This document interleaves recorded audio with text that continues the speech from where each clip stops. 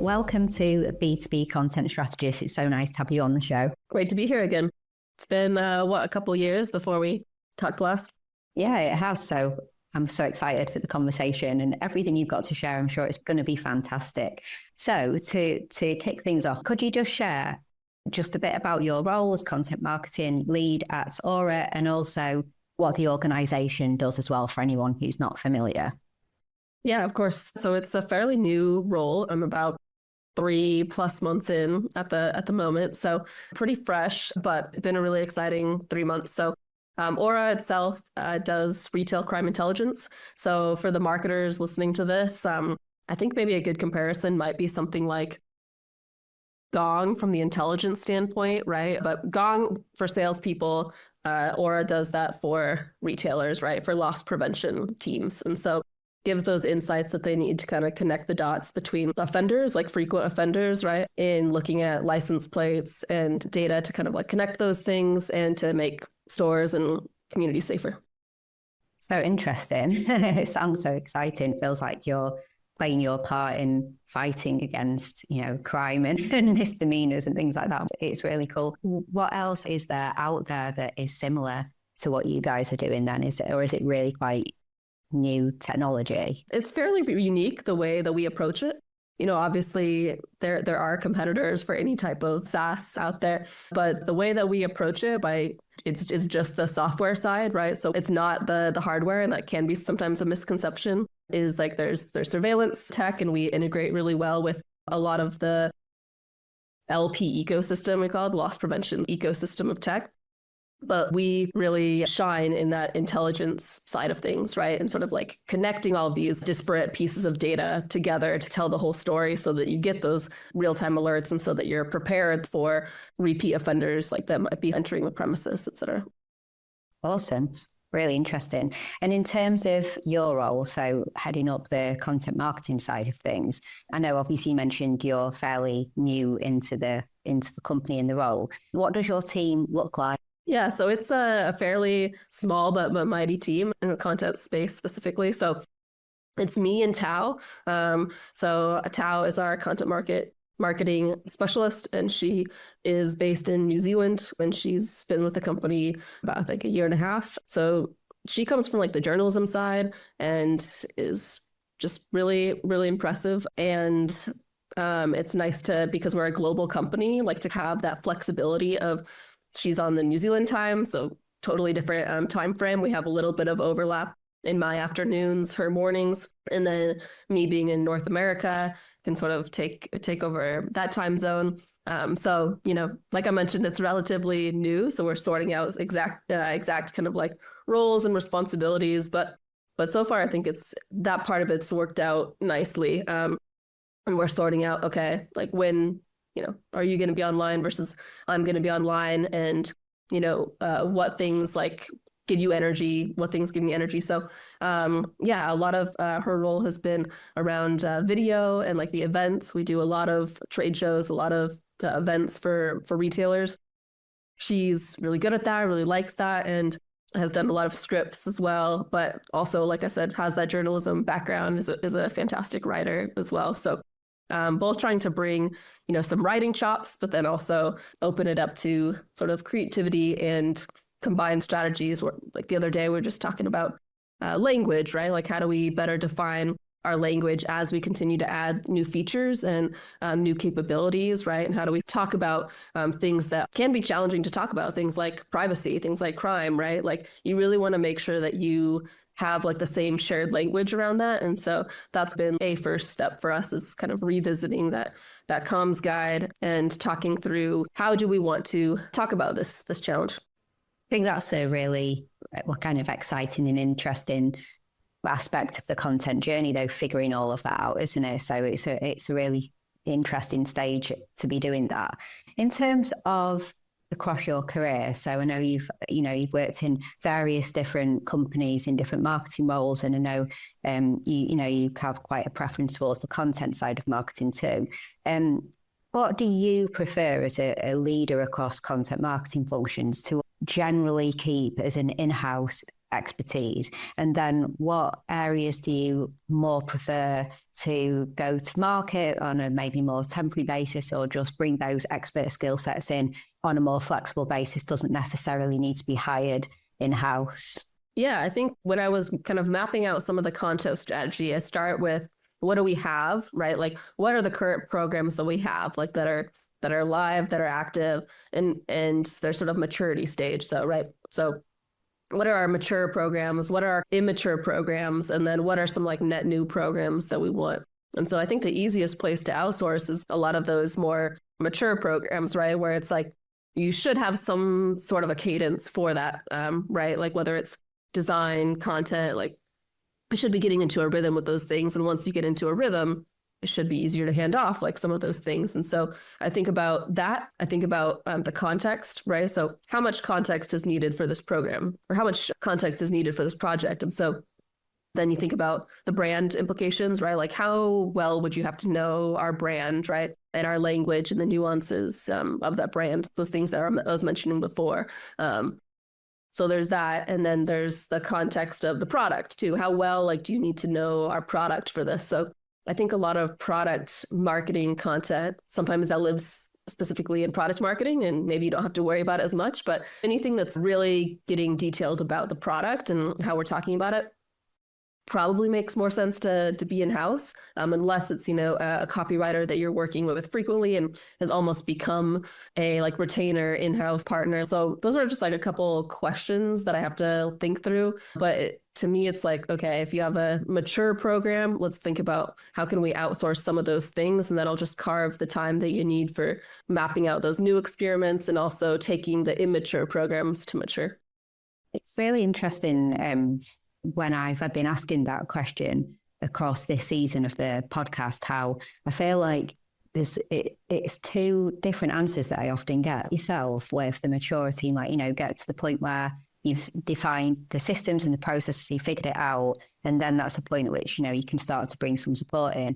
And then, it's the other side where people will say, we outsource it right from the start and get some experts to set some systems and processes up for us, and then decide the point at which we're going to kind of, take it back in from them and in-house. I'd love to hear different perspectives. Yeah, I mean, so just expanding on that too, I think you'll probably like this answer, and Amy did not plant this for me, but I will say that something like a podcast, right, like kind of fits in that intersection of what I'm talking about in terms of like the production side of it, right, where it's a repeatable motion. So let's say you start something like a podcast or virtual events, even if it's just webinars to start, right? So you kind of have a cadence, or maybe you have a backlog of these things. So you have that going, but then also like the production side of it, right? Like maybe the editing side of it, you could argue needs maybe like a little bit more context than you might think. But that's something that if I'm the one, so let's say I'm like in your shoes right now. So you kind of know the context from this podcast, and you might be like taking notes or jotting down like specific moments in there to help with that editing, right? So you might say, I liked the answer to this question, and I liked the answer to this question at the end. Like, I think we should take those clips. And that's fresh. You can kind of like send that over to editing and to production.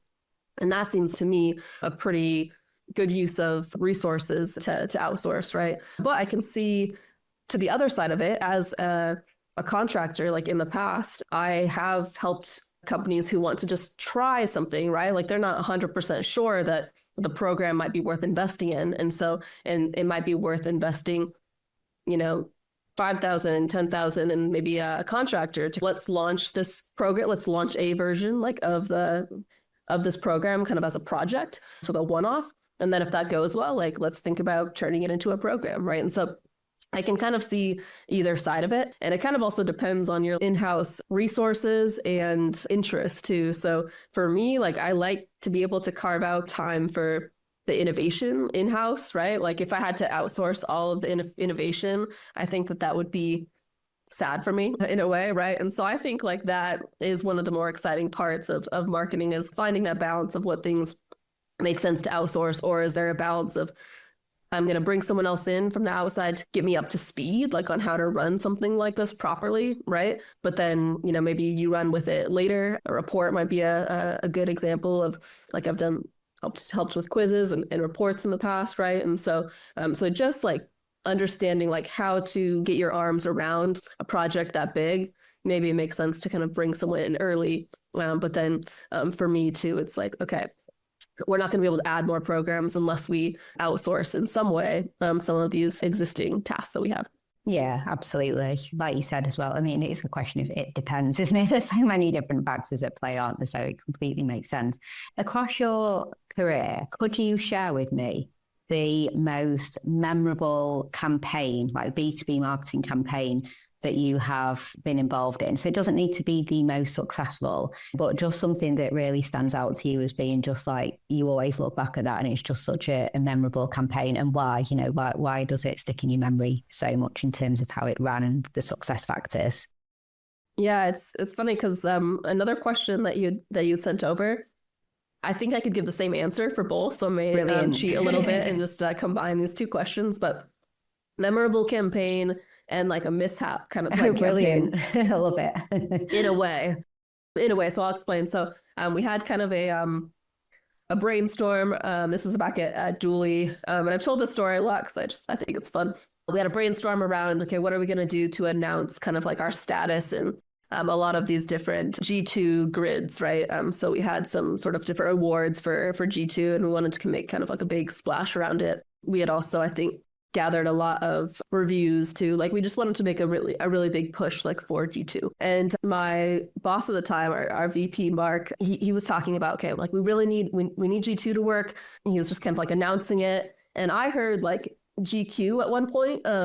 And so I was like GQ, like what are we talking about? What are we doing? I was like, actually that's, and then I think like Mark and I both were, I remember kind of like around at the same time, we're like, that's kind of funny though. Like what if that is the G2 thing? I remember it was just one of those moments of like haha, that's funny, but I was like, oh, like maybe that could actually be it. Like maybe that's just the idea, right? So what we did was just sort of recreate the covers of some GQ magazines but we made them G2 magazines, right? And just photoshopped like different members of our team in them, like with different blurbs, right? So that was a lot of fun. It made for a fun campaign, but it was just kind of like a mishearing that started it.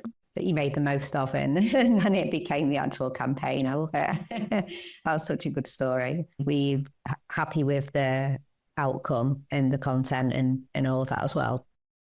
Yeah, I think over the course of especially the last few years, and especially in startups, like you start and now moving from a startup to a scale up, it's actually even more relevant of internal marketing, right? And so that was a good example of something that got a lot of the internal folks like really interested and on board with and willing and excited about sharing, but then also made a splash externally. So you already mentioned a podcast example, because I know that, you're a podcast host and you've been a podcast host of different podcasts as well, and it's something you really like. And then you mentioned reports. I know that the organisations you've worked with will always have really good blogs and things like that. You're a very modern, progressive marketer with all of these different types of formats for content. Across all of those, what is your favourite type of content to repurpose? Like the one that right, if we just run a campaign on that or a programme on that or integrate that into our strategy, we'll be able to get a lot from it. So it's going to be highly repurposable content. Yeah, I'm trying to not give it too much of a cop-out answer. I guess I'll probably pick podcast, but it's pretty close between podcast and report. So I like to think of both of those as core content. So if you have, the core content that's kind of evergreen, by splitting it into clips, splitting it into stats, creating this sort of micro content from that, then you're able to fill your content calendar for a long time and also evangelize the message. So from the report standpoint, I like that you can have a theory kind of going into it, look at the data, and then if the data does support what you think that it does and your mission sort of as a company, then you're able to beat that drum, like share the problem like again and again. So I do really like that from more of it's not a deep bottom, but I would say like almost middle funnel type of way, because you have that like just deeper connection to the problem and you have what feels like just proof. But then on the podcasting side, you kind of have a similar type of proof, but from more of a colloquial industry expert point of view so that they still hold that credibility. This is what I'm seeing, right? Like, this is what's happening. Here's how I'm dealing with it. And so you pair those things together and like all of a sudden you have like this quantitative with this qualitative and you're able to paint this like very clear picture of, why this is a problem. So I give like the slight edge to podcast just because it's video, right? And so I think video in 2025 is just like the most engaging form of content, and it can be harder, I think, for reports to, and something that's very number heavy, maybe to do that. I think it's probably like my favorite type of content, the reports for B2B. But the best of both worlds is, and something that we're planning for this upcoming report is doing shows, like doing podcasts and webinars, like around the findings, like in that report too, right? So you're able to have those industry experts starting from like that place of like, here's what the numbers say, like, let's talk about it. And that's like a perfect marriage of those two things.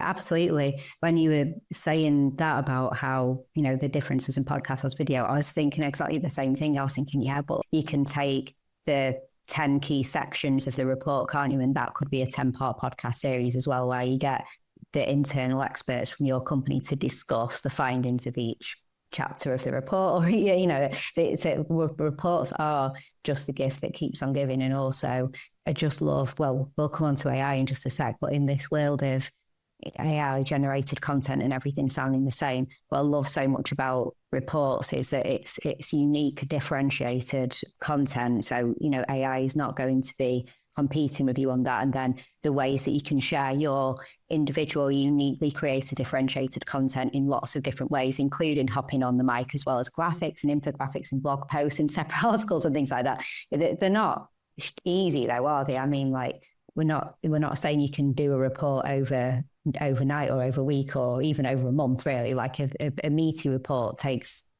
it can be pretty hard work, can't it? And you probably potentially working, we were just saying about outsourcing, but that's often where you might be bringing in separate research companies. It depends, doesn't it, what kind of report? We're talking about doing like some partner reports with some partners that can maybe help us on the qualitative side of things and on just kind of like the industry opinions side of it, and using like the reach of some of the media partners, right? Like, so they might have like the biggest reach in the way that a tech provider might not have. But then for us, like the way that we're approaching this first report is using our own data, right? And so that's like a good example of something that makes a lot of sense to be in-house. We have our own data team, whereas like there are opportunities in other circumstances where, hey, there might be someone else that's better equipped to help us distribute the surveys. Absolutely. Although, it's fantastic if for this one that you're working on, it's fantastic that you've got that data in-house, isn't it? So probably makes it a bit smoother. In terms of, I just mentioned the AI and undifferentiated content and that world that we're all trying to figure out at the moment in marketing space. For you personally, well, you and the team at Auror, how are you guys leveraging AI in content marketing at the moment, if at all? Yeah. So we use like an approved AI software in-house. That's actually the first time that I've tried this one. But I've also tried some others that are Claude, ChatGPT. So we use both of those at Teal. And so seeing this kind of like big picture of like, 3 of like the bigger AI providers, starting to get an understanding of what each of them does best. So for instance, if your company has access to all of those and approval to use like any AI tool, it's worthwhile to just test, to just play around with the different ones and kind of understand their strengths. So like full credit to my coworker at Teal, Katie, our copywriter there. She was really deep into AI, and we're trying to figure out, okay, how can we be even faster about like the ways that we produce case studies, right? And the way that we produce these like SEO blogs. So that was B2C. So like quantity was like really important to us. And speed was like very important. And so in that process, something that was a recurring theme was ChatGPT was like, I think, better at sort of analyzing data and categorizing. Like I use this actually a decent amount at KeyPlay too, to just help group things, categorize different categories, like find kind of like where the cutoff was for the categories that we wanted to create when sort of mapping the market. So kind of like started the journey here of like exploring AI, and then at Teal, finding like when to use kind of which program. And so something like Claude, like we found was like actually a little bit more accurate with the transcripts, like whereas ChatGPT would sometimes just like make up quotes. So like that's something you very much do not want like in a transcript. And so if you're going to have a lot of oversight, this goes back to like, when do you outsource, right? Understanding that, Claude was better about more accurate summaries basically and transcripts when kind of vetting those. So using like the different platforms to their strengths after finding out what those strengths are. And then one thing I'm really bullish on now is summarizing in general. So like, I think that's like the number one thing that AI is actually good at now, and it will be good at other things later. But I think like just starting with, okay, you have a lot, like this report that we're working on, we have a lot of data, right? So in one case, like gave it, the report draft that I had so far and wanted it to summarize the findings for different sections, right? And be able to start there.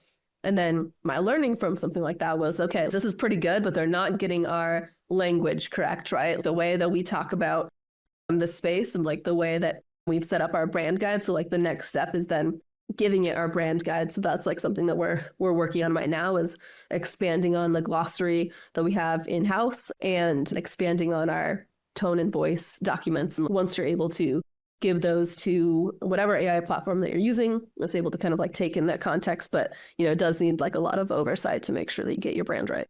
100%. And you mentioned that at the start, didn't you, that working on the words and the terminology and tone and things like that.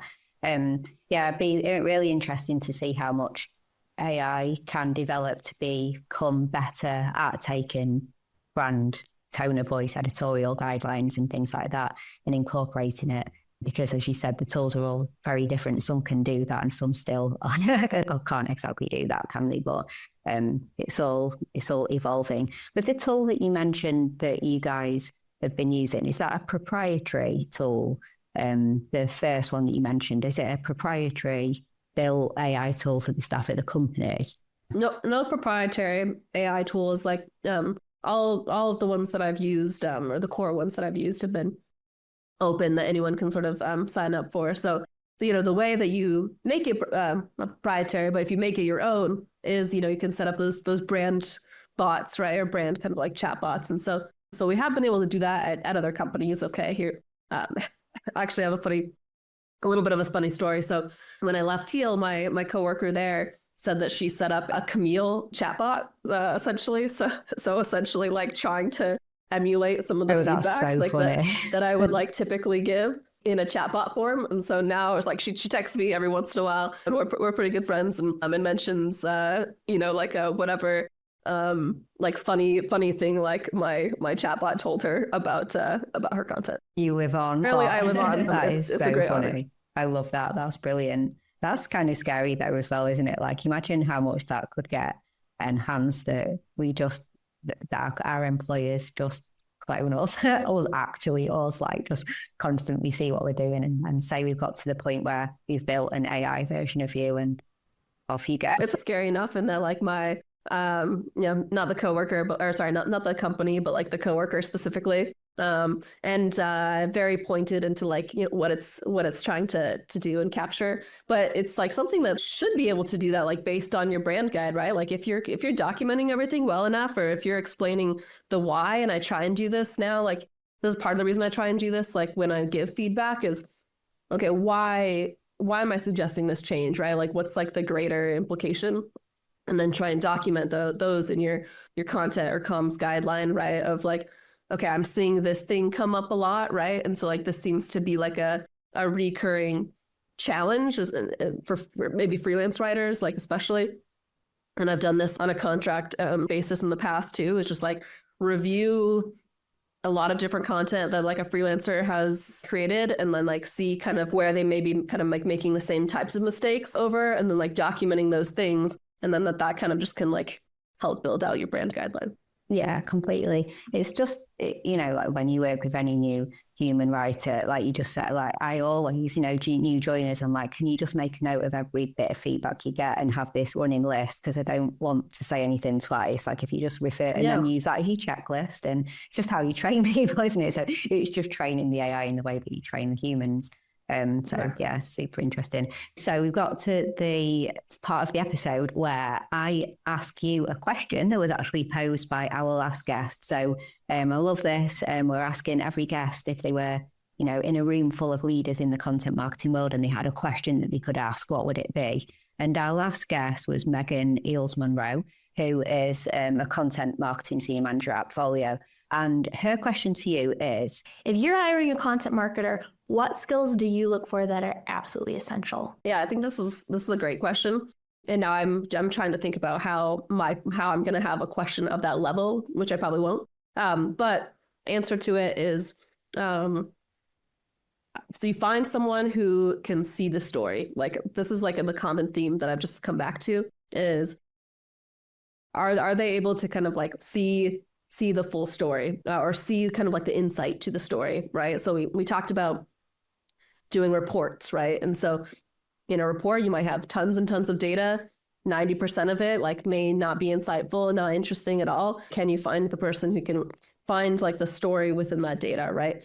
Same thing with a podcast, right? Like you may have, let's see, 29 of these 30 minutes, for instance, like may not end up panning out, but maybe hopefully there is 1 minute of insight, right? And so I think if you're thinking about doing a challenge or doing kind of like a trial run, whether it's with a freelancer or full-time, it's thinking about that of how can I present sort of a challenge that kind of like shows their critical thinking, and how do I shape a story, and how do I find like the most impactful part of maybe a story that's too long.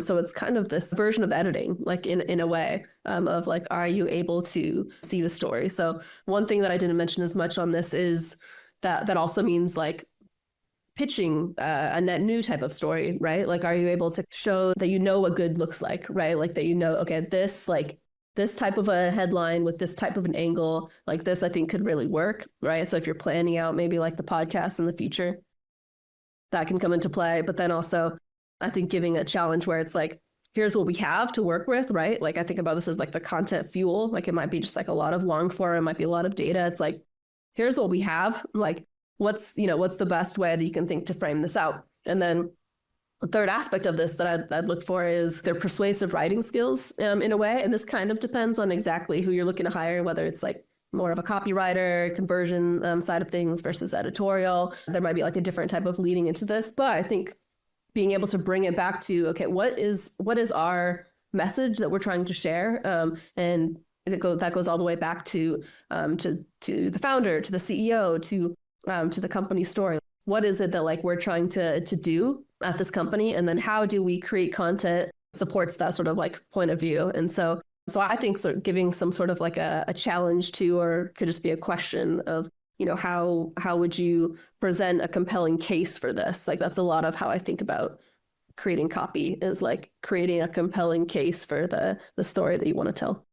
It's that answer is just absolutely fantastic. And isn't it great, coming back to one of the earlier questions where you mentioned it in building your team, the first person that you're working with is based in New Zealand, comes from a journalistic background, because everything that you just said, isn't it like the key features of a journalist, like finding the story and finding the angle and, looking for information or interviews, etc., and finding the story is what, is a journalistic Yeah, exactly. trait, I think that's why so many exactly. like amazing content marketers come from that background, right? Absolutely. And I admittedly don't. I come from more like the advertising comm side, but took some PR classes, took some journalism classes, and I think having that mindset, right, of just being able to see the story. I talk about bottom line up front a lot too, right? So like, what's the main thing I'm trying to say? How do I say that earlier and better? Those are the critical skills. Yeah, absolutely. I love that answer. It's fantastic.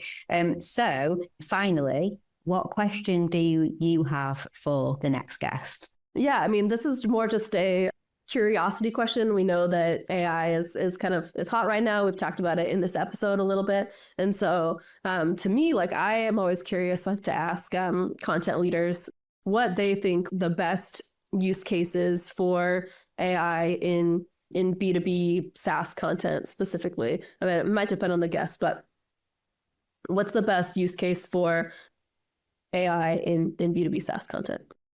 I love that. And actually, funnily enough, you're the 13th guest on the season 3 and the first one to ask a specific AI question, which is really interesting because a couple of the questions have been a bit similar, but that's completely different. So thank you. Really good question. And well, thank you so much for being on the podcast, and, massively appreciate it, given that before we hit record, we were saying you've been, not been feeling too well. So even more appreciate that you were willing to go ahead and do the interview with sore throat and battling the cold as well. So thank you so much. Are there any next steps that you would like the listener to take? Yeah, I would just say, whether you're hiring someone else for your content team, or you are looking at how am I eventually going to build out this team, or really just like, how can I better myself? Like, I think that one of the last points that you asked about how do you think about hiring someone? What are the skills that you look for? Is just going back to like, am I seeing the story and am I telling like the best story possible here, right? And so setting that kind of bar for yourself of, yeah, what is the best story here? Am I telling it right? Like, am I giving it like enough credit? Essentially, am I giving it like the right sort of like exposure? Like, I think starting there, like just starting with the good content, and then expanding out from, okay, how do I give it the most reach? Like, then you can kind of tackle partly with your probably growth team and other resources that you have. How do I distribute this the best? But first, it's about, I have to have good content. I have to have a good story for it to be worth sharing. Absolutely. That's awesome. Thanks, Camille. Well, thank you so much for coming on to the podcast. We really, really appreciate it. I'll put a link to your LinkedIn so people can go over and let you know that they heard this episode and they found value in it. So thank you so much. So yeah, it's been great and really appreciate your time. Thank you so much for having me, Amy. This was a lot of fun.